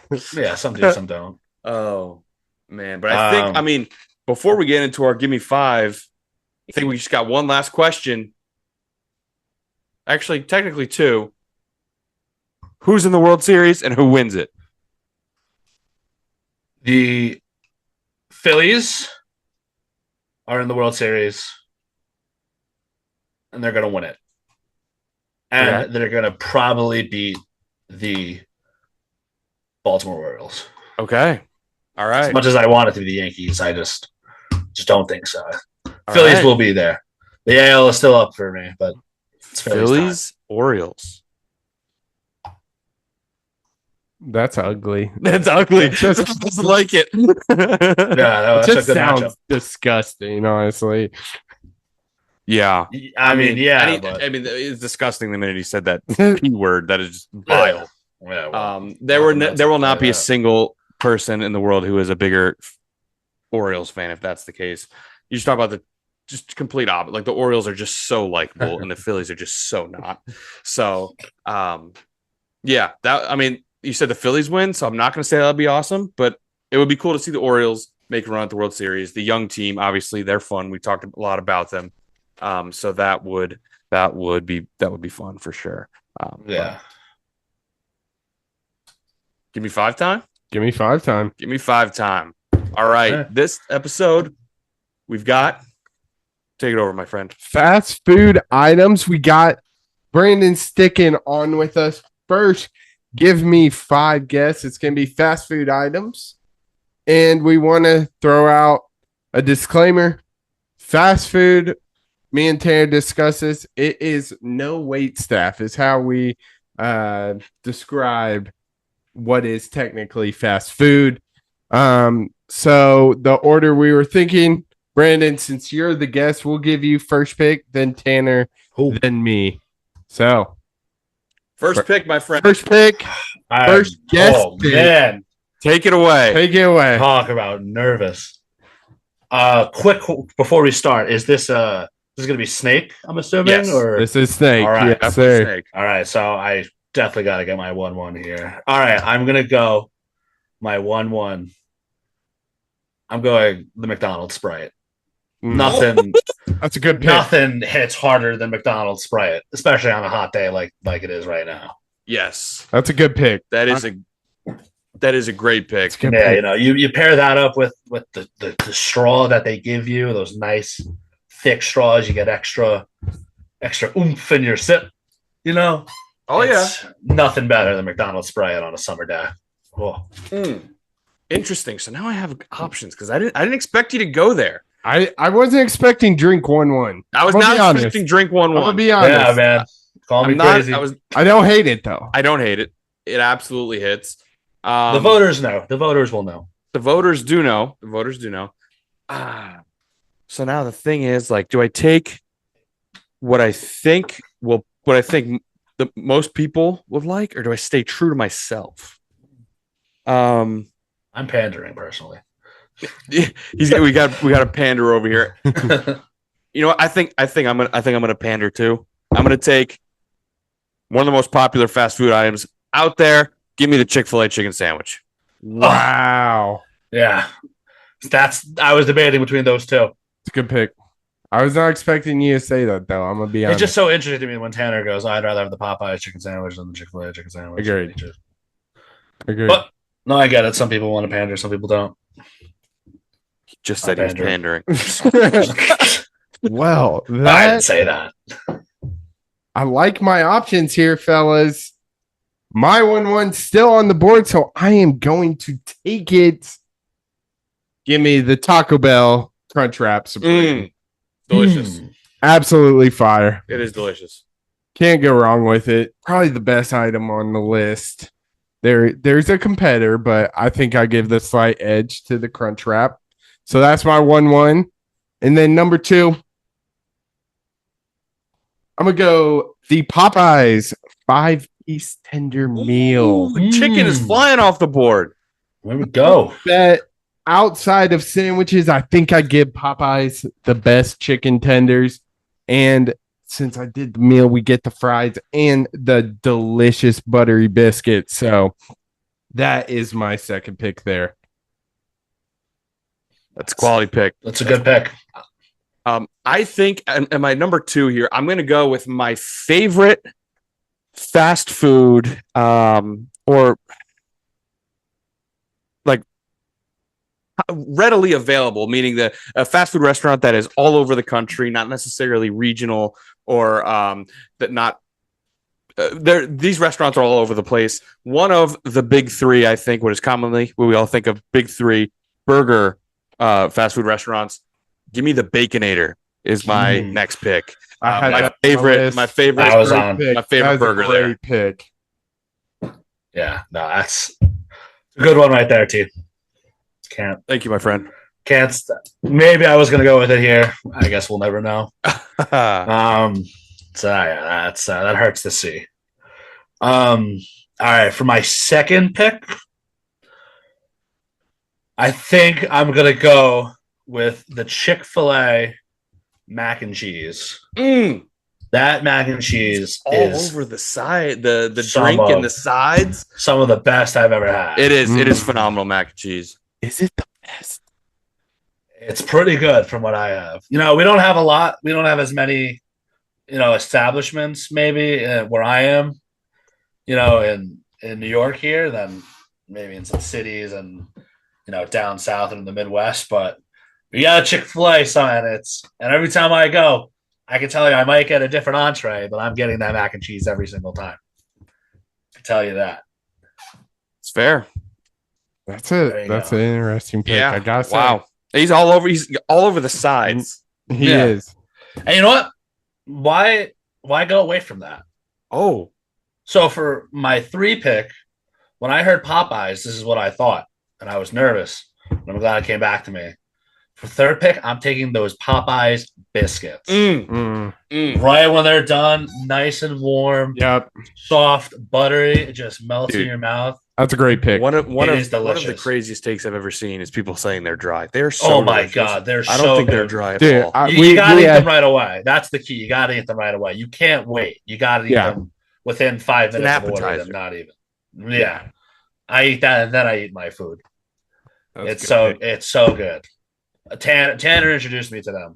We had Popeyes 3 times in one day. Tanner. Yeah. Crushed those biscuits. We put up numbers at the Popeyes. We went to 3 different Popeyes in a day, and we crushed every single one. It's absolutely delicious. No doubt about it. Great pick on the biscuit. All right, for my next pick, I'm gonna go my first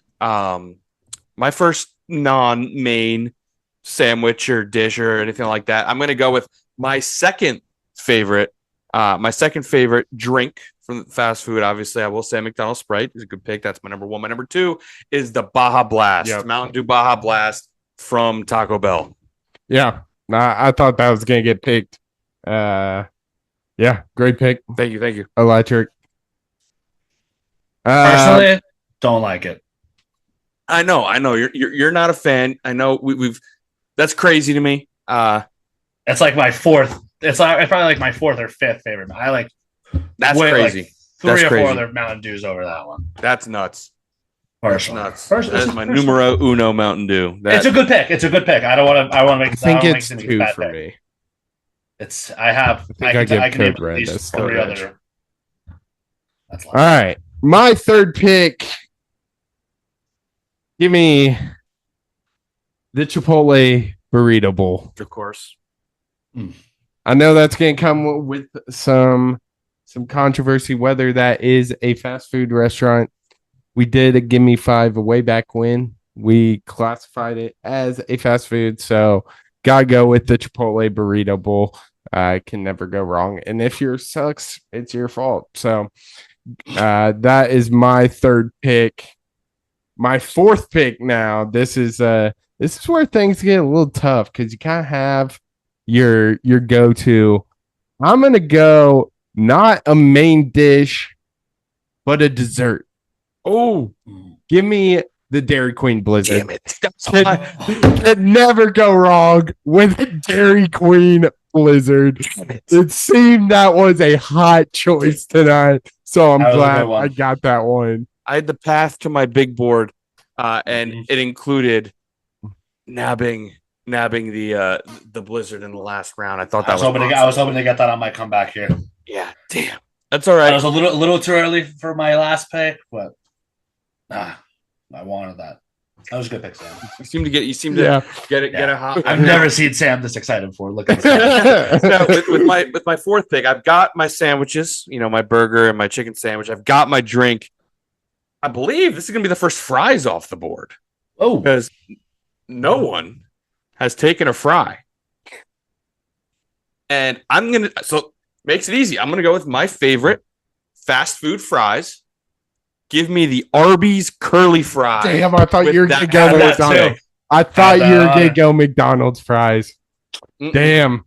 That's a good pick. Give me that Arby's curly fry, baby. Those curlies hit different, man. They do. That's a damn good pick. Oh, man. I was really thinking that more of my list was going to be taken here. And so I have too many options. And obviously, I love them all. So I don't know, but I don't really have any main dishes yet. So this is true. I'm not going to go there with this pick either. I'm going to take the Auntie Annie's pretzel nuggets. Damn, that was on my list. Damn, those. Oh my god, damn, that's a great pick. Thank you. That's a great pull. I used to go to Tannerized local mall. I'm not shop for anything. I would park in the parking lot, take the 5-minute walk just to grab those pretzel nuggets, and head right back to my car. I wouldn't buy anything else. Wouldn't even look at a store. That's the whole purpose of a mall as a guy, though. That's true. Yeah. Not looking around, Macy's. They're like, oh, look at this. Did you really go to the mall if you didn't get Auntie Anne? Some are saying. No. It's the only reason I went to the mall. Just for those. I feel good with that pick, Those reactions made me feel way better about this draft than I thought. All right, and so for my last pick, should probably get a main food on here. Will I, though, is the question. I'm going to go with the McDonald's Egg McMuffin. I'm going to take all McMuffins, if that's okay. Like the sausage, egg, and cheese. Is that a lot? That is McMuffin. I want all those. I got really scared there for a second because I thought I was I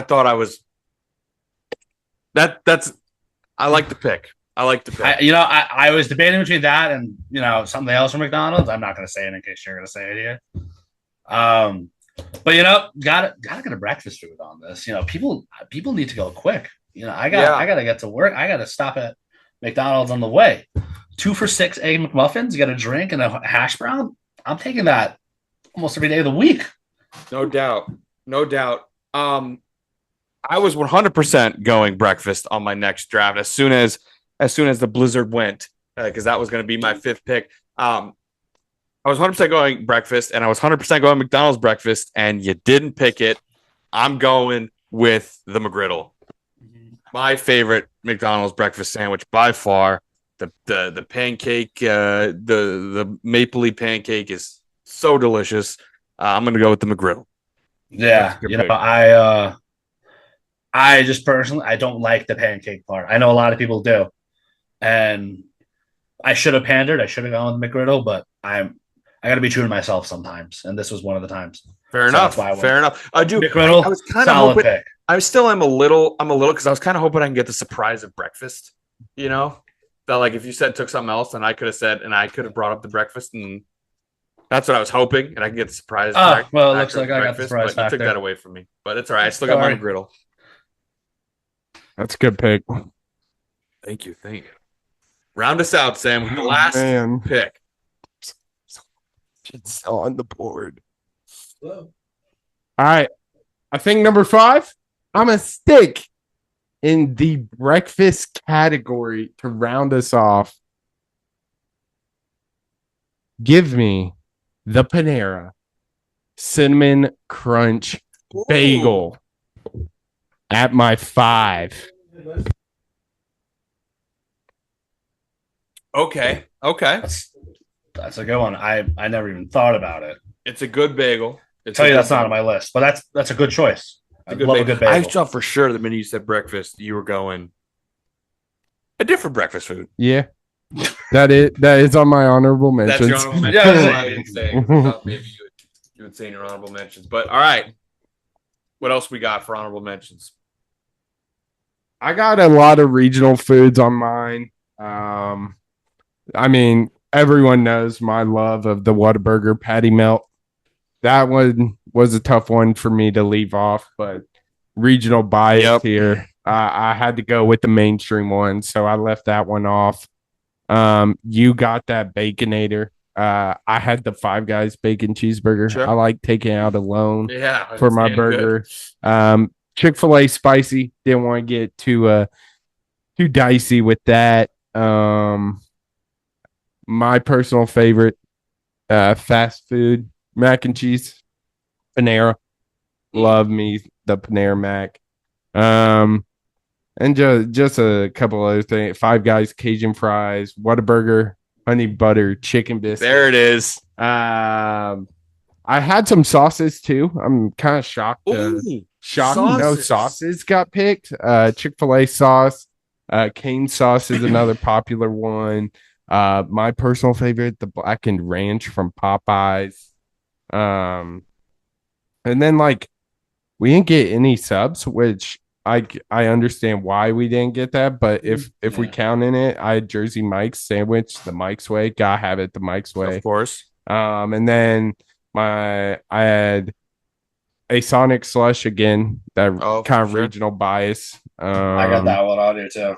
Really? Yeah. Yeah. And then I do tend to enjoy Arby's. I did have the beef and cheddar, their best sandwich, but I know the unwarranted hatred of Arby's. So it didn't include that one. But those are kind of my honorables. Yeah, if you're hoping for shitting on Arby's, you're 0 for 3 here. We're fans. Yeah. We're fans. Dude, it's so good. Brandon, what other honorable mentions you got there? Yeah, I only got a few here on here. You said you said the Sonic slushies. I love the Sonic milkshakes. They got a lot of flavors, a lot of good choices there. Sure. Are you a whipped cream guy though on your jeez. Dude, he's the biggest whipped cream guy you ever seen. I love it. I'll take. Dude, we had an unwritten rule. Anytime we'd go somewhere, I'd get the pickle from his sandwich, and then he'd get the whipped cream from my ice cream. I love it. Or whatever. Pickles are gross, bro. Gross. These are gross. We used to when Tanner and I had lunch together in high school, I used to have them. We had a little deli counter. I would have them make a wrap for me. We always got a pickle. I would put them in a separate dish just to give him my pickle. So the pickle juice wouldn't get on his wrap. No, it would. Yeah. Tanner loves my pickle. What can I say? So I got the Sonic milkshake. Yeah, that's a good one. My favorite fries it is the debate, but I love the Chick-fil-A fries, but I think my favorite fries are the Burger King fries. That's even a worse take. That might be the worst take. What? That is a horrible take. I'm Dude, sorry. I will not fries, stand for Burger King fries. Dude, no. Is Burger King the only fast food restaurant within 100 miles of your location? I actually don't even like Burger King, but I love their fries. I haven't had a Burger King in 4 years, which I know the missing word here is chicken fries. There you go. On my list here, I actually wrote BK fries / chicken fries. Okay, so those are on there too. But dude, those Burger King fries, they're thicker. They're thick. Whoa, okay, pause here. But they're thick and they're long. All right, and they got the right amount of salt to them, and they have a nice crunch when they're perfectly done. To be fair, I have not had a Burger King fry in approximately 15 in a very long time. When you have one later, you're gonna not be shocked by the steak. I'm okay with the Burger King fries. I'm not okay with the Chick-fil-A fries. The Chick-fil-A fries are horrible. One of the worst fries ever. I don't understand how they continue to be talked about as if they're elite fast food fries. I understand you like them. A lot of people do. I don't understand it. To this day, I will never understand it. Well, some of us aren't saying, some of us aren't. Just like we know where you are. What did you say? Nothing. Anyway. So I got the fries and chicken fries. I was debating going with this when I went McDonald's. I love them. I was going to go with the McChicken. Oh, can't go wrong with a McChicken. Can't go wrong with that. I approve that. So good. They used to be pretty cheap, not anymore. Tanner knows I used to love my McChickens back in the day. Correct, he did. Delicious. It's a good sandwich. They're good. Just to wrap it up, my favorite Taco Bell thing. It's relatively new. My favorite item to get there. The grilled cheese burrito. Great take. The grilled cheese burrito Taco is Bell. super good. It's really good, dude. Oh, so great good. Take. Great take. Great. You I have to go to order it with Taco Bell. I don't know if I can mess with it. That's fair. I completely get it. I was the same way. Tried the burrito one day. It's really good. For me. All right. It might have to add my fat order, but it's worth. It's worth. Trust. It's really good. And that's all I got. That's all my. Yeah, I mean that's good. I personally wasn't expecting to get the Chick-fil-A sandwich with the second pick. I thought that would given especially your love for Chick-fil-A, I thought that was coming off the board. So one of the other chickens I had the Wendy's spicy nugs was on my list for sure. I'll call it Wendy's nugs. Whether you want spicy or not. Saucy now. And now they have saucy. Oh, I didn't think about sauces though. Fast food sauces. Yeah. That's a great one. I didn't even come to mind. I obviously had the Blizzard. I thought about pivoting to like a McFlurry, but that'd be a pure pander because I've never had a McFlurry in my life, to be honest with you. So that's true. Well, 9 times out of 10, the machine's broke. That's true. Not shocking. Good luck getting it is the thing. Yeah, I thought about throwing it back and playing off some nostalgia and maybe going with a snack wrap. Oh, because we're wanting them back. I was completely thinking like about past foods. I was only thinking current. Yeah, love the snack wrap. Yeah, so the snack bring it wrap. Back. Yes. Bring it back. Why? I don't see why wouldn't and it's you? not like it's a difficult menu item. It's it's not like you don't have all those items already. Yeah. Do you have lettuce in the restaurant anywhere? You have to bring in tortillas. Chicken and lettuce. Yeah. So bring back the snack wrap, no doubt. Yeah, I mean those were a couple of the burgers. I mean, if I didn't get Baconator, I'm a big fan of the McDonald's Quarter Pounder. Yep, I had that. That's definitely on there. The Five Guys burger, the Shack burger, of course, is another one. But again, when you get to like Five Guys and Shake Shack, no drive-through, so I stayed away. And another one I think are super slept on. I love these things. The Taco Bell cinnamon twists. Yeah, they are my favorite. Solid. I love those. Yeah. So Yeah. That was another option I thought for sure. Yeah. That's a damn good give me 5, I think. Yeah. I'm trying to there's a variety of stuff. I mean, the first fries didn't go off until like the third or fourth round. Yeah. Which fourth round. Definitely unexpected. Yeah. Brandon taking three side items. I was trying to go for all 5. I respect it. I respect it. I was thinking because my main course might change, but I'm gonna have the same sides almost every time. So. And that's what's like. He chose all sides, and none of them were fries, which is crazy for the fast food. Well, apparently my favorite fry was an extremely hot take, so I'm glad I didn't. Yeah, I don't think that would look good on the graphic either. To be honest with you, Brandon, we're playing for the graphic. Remember? Yeah. Oh man, well that was a lot of fun. Let us know what you guys think are on your top 5 fast food items, whether or not you would go for more sandwiches, more sides like our boy Brandon. What do you think? What were the items of contention here? I mean, we had the Baja Blast, obviously not Brandon's favorite. Chick-fil-A fries. Yeah.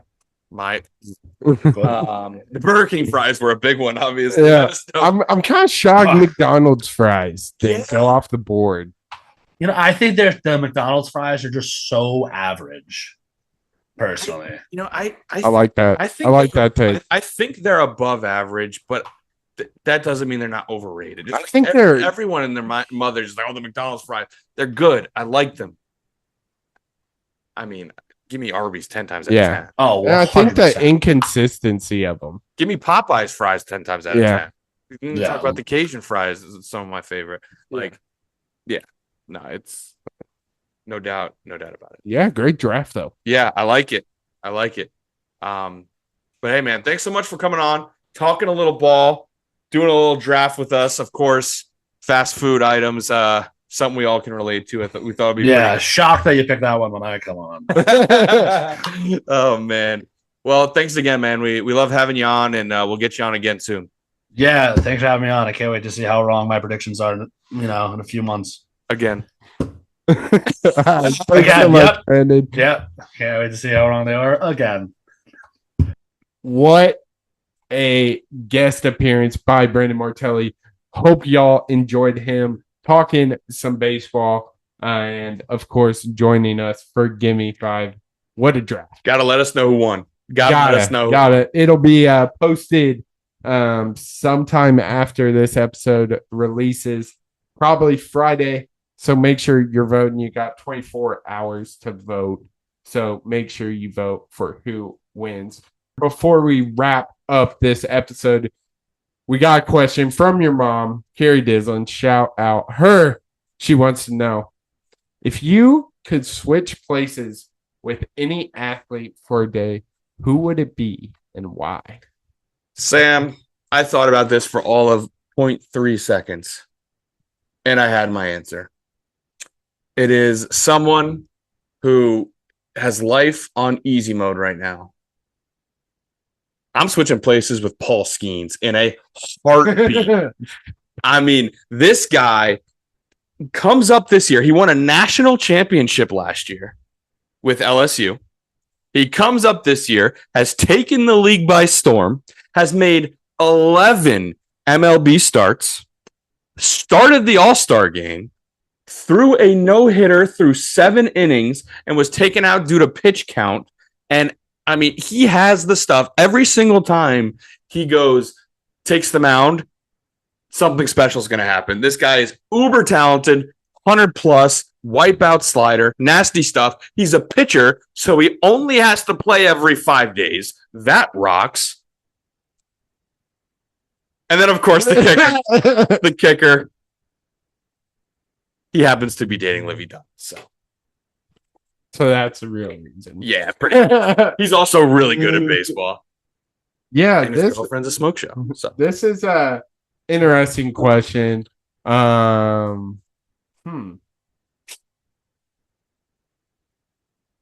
athlete? He stumped him. That's a good question.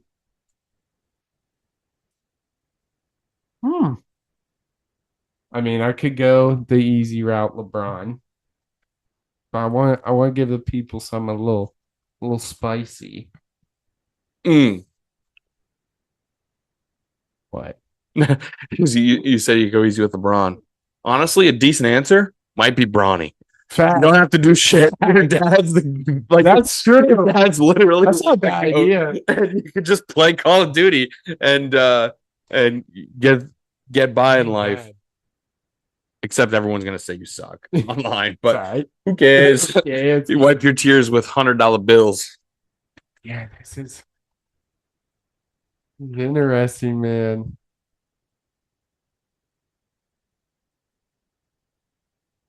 I might go. This is gonna be kind of a wild take Uh-oh. coming from What do me. you got? Dude, I might go with Joe Burrow. That dude is swag. He's Straight swag. He's swag personified. Great, No doubt. great player.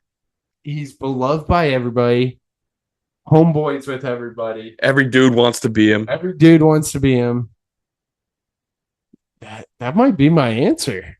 Joe Burrow. Good looking fella too. Good looking fella. Yeah, man. I think it might be Joe Burrow. I mean, if I'm going like personal, just like, I mean, Shea Gilgeous-Alexander. He's kind of good at the whole hoop. Yeah, whatever. But he's Canadian. Checkmate. Chet. There you go. There you go. Times have changed. Nah, give me Russ. Oh No. boy. Shout out Russ. That's a damn good question. Paul Skeens. Well, yeah. I'm shocked by that. I'm gonna go Joe. Did you know I was gonna say Paul Skeens? 100%. 100%. That was the lock of a century. Even Shohei was betting on that. Oh, you know who wasn't? Ipe. He would have lost. But that will wrap it up for episode 136. If you have made it to the end of the episode, shout out to you. We had a great episode, talked a lot. There was actually a lot for a summer episode. Obviously, talked some footy, talked about how crappy Bronny is at basketball. Some unnecessary actions by some football personalities, the extension of Dan Hurley. And then we talked some ball with Brandon Martelli about the MLB season so far. And then we wrapped it up with the Give Me 5 of fast food items. Make sure to comment, like, and subscribe to this video on YouTube at Crunch Time with the N3260. Follow us on Instagram, TikTok, and X at Crunch Time _pod. But the clock has run out on this episode, but we will see you next one on Crunch Time. See ya. What? It's good.